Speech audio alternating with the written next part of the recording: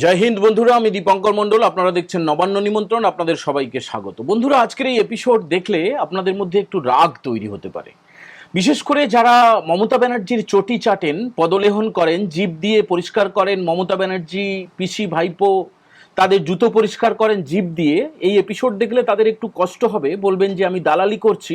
আর উত্তরে আমি বলবো, হ্যাঁ, আমি দালালি করছি। আজকে 26শে এপ্রিল, আগামীকাল 27শে এপ্রিল দ্বিতীয় দফার প্রচারের শেষ দিন। তার আগে তফসিলি কমিশন থেকে, এসসি কমিশন থেকে একটা চিঠি পাঠানো হয়েছে, নোটিশ পাঠানো হয়েছে পশ্চিমবঙ্গ রাজ্যের ডিজিপিকে এবং মুখ্য সচিবকে, চিফ সেক্রেটারিকে। সেখানে বলা হয়েছে যে এই যে ঘৃণ্যতম ইতর নোংরা একটি মহিলা যে কয়েকদিন পরে বিদায় নেবে, বিদায়ী মুখ্যমন্ত্রী, ইতর মুখ্যমন্ত্রী, নোংরা মুখ্যমন্ত্রী মমতা ব্যানার্জি, কথাগুলো কেন বলছি সেটা আপনারা বুঝতে পারবেন। আপনাদের কারো কারো যারা চটি চাটেন একটুখানি রাগ হবে, কিন্তু কিছু করার নেই। ইতর বললেও ইতরদের মনে হয় ছোট করা হয়, নোংরা বললেও নোংরা মনে হয় আর একটু ভালো জিনিস হয়ে যায়। মানে এই জঘন্যতম একটি প্রাণী, একে মানুষ বলতে আমাদের ঘেন্না হয়, গা ঘিন ঘিন করে। কেন জানেন তো? দেখুন, এর দল মানে তোলামুলিরা, তারা তো ভোটকে প্রভাবিত করে আসছে গত 15 বছর ধরে, চেষ্টা করে আসছে, মানুষের প্রাণহানি করেছে, বাচ্চাদেরকে মেরে ফেলেছে, ধর্ষণ করেছে, খুন করেছে, চুরি করেছে, জোচ্চুরি করেছে, খাবার ছিনিয়ে নিয়েছে, সেগুলো তো করেছে। এবারে ভোটের আগে যেটা করে থাকে, ভয় দেখায়, প্রভাবিত করে, ছাপ্পা দেয়, রিগিং করে, বাংলাদেশের স্লোগান দেয়, ভারতকে দুটুকরো করার অভিসন্ধি করে, সেগুলো করে। এইবারে এই যে তোলামূলের যে বলে থাকে, যে মহিলাটি, যে বৃদ্ধা, যে ইতর প্রাণীটি, যে বলে আমি 294টা কেন্দ্রে আমি প্রার্থী, কলকাতার ভবানীপুরে প্রতিদ্বন্দ্বিতা করছে, মমতা ব্যানার্জির কথাই বলছি, সে কি করেছে জানেন? সে চৌরঙ্গিতে একটা প্রচারে গিয়ে তফসিলি জাতির যে মানুষ, তাদেরকে এমন একটা শব্দ উচ্চারণ করেছে, ভারতীয় সংবিধানে, ভারতীয় আইনে সেই শব্দটা উচ্চারণ করলে সঙ্গে সঙ্গে অ্যারেস্ট করার কথা, সঙ্গে সঙ্গে অ্যারেস্ট করার কথা। এই বৃদ্ধ বয়সে হাতে পায়ে কুষ্ঠ হয়ে ভেতরে অন্ধকার ঘরে পোকামাকড় তাকে কেটে খাক না খাক, সে বিরিয়ানি খাক, কিন্তু তার থাকার কথা অন্ধকার কুঠরির মধ্যে। কেন? কেন একটু আপনাদের তাহলে শোনাই। আপনারা ভাবছেন যে আমি কেন এত রেগে রেগে কথা বলছি, একটুখানি শুনুন, শুনে নিন, তারপরে আপনারা বলবেন যে আমি ঠিক বলছি না ভুল বলছি, একটু বলবেন, শুনুন। রত্ন গহনার একটি প্রকল্প করা হয়েছে, দাসপুরেও গোল্ড হাব করা হয়েছে, যানবাজারে তপশিলি জাতির অন্তর্ভুক্ত আমার চামার ভাই, আমার চামার চামার চামার চামার চামার চামার চামার। দেখুন, এই যে শব্দটা এই মহিলা বলছে না, মানে চর্মজাত সামগ্রী নিয়ে যারা কাজ করেন, যারা অনেক সময় ব্যাগ সারাই করেন, জুতো সারাই করেন, জুতো পালিশ করেন, গোটা দেশে, নেপালে, পৃথিবীর বিভিন্ন জায়গায় এই পেশার মানুষ রয়েছেন। এবং কেউ শখ করে কিছু করে না। মানে যদি ধরুন চর্মজাত সামগ্রী সেলাই করা বন্ধ হয়ে যায়, যদি কেউ জুতো পালিশ না করে, তাহলে কি, কাউকে না কাউকে তো করতে হবে। সেটা আমি করতে পারি, আপনি করতে পারেন, যে কেউ করতে পারেন। কিন্তু এই শব্দটাকে গালাগালি বলে ভারতীয় সংবিধান বলছে। এবং একটা সময় এই যাদেরকে দাগিয়ে দিয়েছে, এই মহিলা বিদায়ী মুখ্যমন্ত্রী, কেয়ারটেকার মুখ্যমন্ত্রী, আর কয়েকদিন পরেই যে কালীঘাটের মধ্যে থাকবে, নাকি জেলে থাকবে, কুষ্ঠ হবে না কি হবে, সেটা সময় উত্তর দেবে।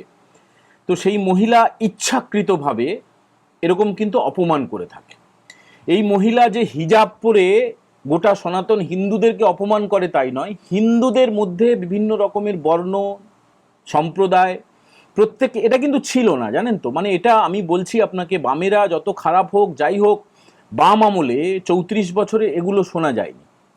কিন্তু এই মহিলা ক্ষমতায় আসার পর থেকে প্রত্যেকটা মানুষকে ভাগ করেছে, মানে মুসলিমদেরকে না, হিন্দুদেরকে, তাদের প্রত্যেকটা বর্ণকে, সম্প্রদায়কে ভাগ করে তাদের নাম উচ্চারণ করে প্রত্যেকটা সভায়।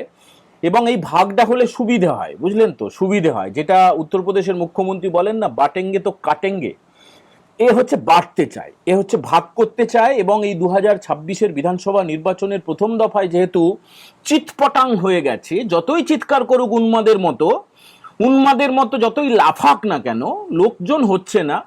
তারপরে যতই বলুক না কেন আমরা আসছি মানে তোলামূল আসছে না, স্ট্যাম্প পেপারে লিখে দিচ্ছি, আসছে না। এরপরে অনেকে আমাকে দালাল বলবেন, হ্যাঁ বলুন ভাই, এই নোংরা কথা শোনাচ্ছে।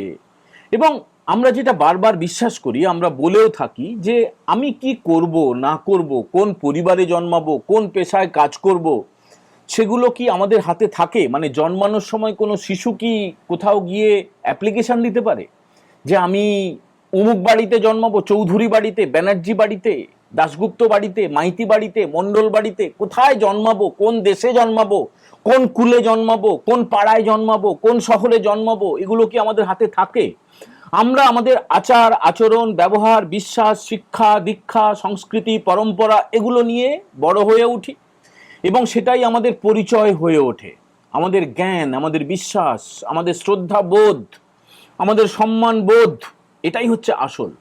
তো এই তোলামূলের মধ্যে এই যে অশিক্ষিত নোংরা এগুলো থাকে, চোর আছে, ডাকাত আছে, ধর্ষক আছে, কিন্তু এদের মধ্যে সবচেয়ে বেশি যে মানসিকতা, এই মানসিকতাটাই হচ্ছে সভ্যতার জন্য ক্ষতিকারক, সমাজের জন্য ক্ষতিকারক।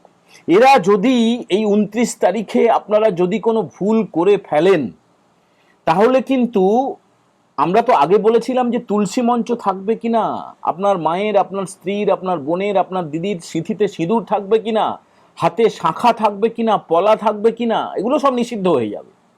কিন্তু প্রত্যেকটা বর্ণকে এ ক্যাটাগরাইজ করে দেবে, এ পুরোপুরি একটা ভাগ করে করে, ওই যে বলেছিল না যে ভোটের পরে, রেজাল্টের পরে জানাতে হবে আমি বিজেপি করি না, তা নয়। প্রত্যেকটা বর্ণ, আপনার কোন পরিবারে জন্ম, আপনার পিতৃপুরুষ কোন সম্প্রদায়ের, সেগুলোও আপনাকে লেবেল সেটে দেবে। প্রত্যেককে এরকম লেবেল সেটে দেবে এই নোংরা জঘন্য মহিলা। খুব সাবধানে থাকবেন ভাই, খুব সাবধানে থাকবেন, খুব ভেবেচিন্তে ভোটটা দেবেন।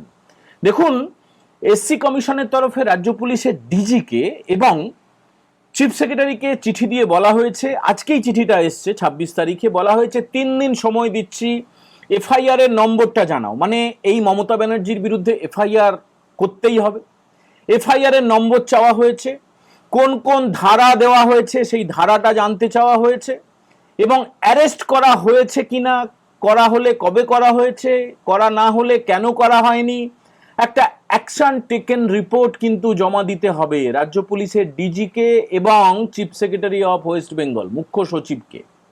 কোনো ফাজলামি না। দেখুন, এই মহিলাকে জেলে যেতেই হবে। আমরা বলছি আপনাকে, ভাইপো কোথায় পালাবে, কোন রাজ্যে, কোন দেশে, কোন দ্বীপে পালাবে, সেটা তো পরে দেখা যাবে।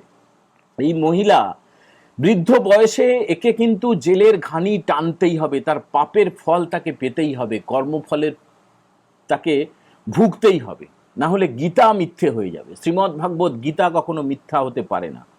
কর্মফলের সাজা এই মহিলাকে পেতেই হবে। আপনারা কি মনে করেন যে তফশিলি সম্প্রদায়ে জন্ম নেওয়া অপরাধ? এই মমতা ব্যানার্জি যা বলছেন, যেভাবে অপমান করছেন, যেভাবে জঘন্যভাবে প্রায় ঘাড়ে পা তুলে দিচ্ছেন ভোট চাওয়ার জন্য, ভোট না দিলে যদি কোনোভাবে এরা জিতে যায়, কি করবে বুঝতে পারছেন তো? জানে প্রাণে ধনে একদম মেরে ফেলবে। শুধু নয়, এইভাবে প্রত্যেক দিন অপমানিত হতে হবে আপনাদেরকে, আপনাদের সন্তানদেরকে, আপনাদের বন্ধু বান্ধবদেরকে, আত্মীয় স্বজনদেরকে। এই কারণে বারবার আমরা একই কথা বলি, আর আপনারা কেউ কেউ দু একজন, সবাই না, বলেন একই কথা বলেন, শুনতে ইচ্ছে করে না। শুনতে ইচ্ছে করে না তাদেরই যারা পা চেটে চেটে ওই চপ্পলের ফিতেটাকে পরিষ্কার করেন, পিসি ভাইপোর জুতোটা চেটে চেটে যারা যারা পরিষ্কার করে, তাদের মনে হবে যে বারবার একই কথা বলি, বোর করি। এবং দালাল, হ্যাঁ ভাই, দালাল হওয়া অনেক ভালো, দালাল হওয়া অনেক ভালো, কিন্তু এই ধরনের জঘন্য নোংরামিকে সমর্থন করা, প্রশ্রয় দেওয়া, সেটা কখনোই ভালো হতে পারে না। বন্ধুরা, আজকের এপিসোড আর বাড়াবো না। আপনারা দয়া করে কমেন্ট করে জানাবেন যে এই এপিসোড কেমন লাগলো। আর এই ধরনের নোংরা জঘন্য মন্তব্য কোনো বিদায়ী মুখ্যমন্ত্রী কেন, কোনো সাধারণ মানুষ করতে পারেন কিনা? সংবিধান তো বলছে করতে পারে না। আপনারা কি চোখে দেখছেন, কি চাইছেন? আপনারা অনেকেই তো শ্রীঘরে পাঠানোর কথা বলছেন, শ্রীঘরে যেতেই হবে। আপনারা কি মনে করছেন? সবাই ভালো থাকবেন। আজকের এপিসোডে আপনাদের হয়তো রাজনৈতিক খবরের চেয়ে এই খবরটা বেশি গুরুত্বপূর্ণ বলে মনে করলাম। আগামীকাল 27 তারিখ দ্বিতীয় দফার নির্বাচনের শেষ দিনে প্রধানমন্ত্রী নরেন্দ্র দামোদর দাস মোদী তিনি বারাকপুরে বক্তৃতা দেবেন। স্বরাষ্ট্রমন্ত্রী অমিত শাহ তিনি সাগরে স্নানে যাবেন। সাগরের পুণ্য সলীলা গঙ্গাসাগর রয়েছে, সেখানে কপিল মুনির আশ্রমে পুজো দেওয়ার কথা। তারপরেও তিনি পশ্চিমবঙ্গের শেষ দফার নির্বাচনের শেষ দিনে তারা থাকবেন। সবাই ভালো থাকবেন। আজকে রাতের মতো এই এপিসোড আমরা এখানেই ইতি করলাম। জয় হিন্দ, বন্দে মাতারাম।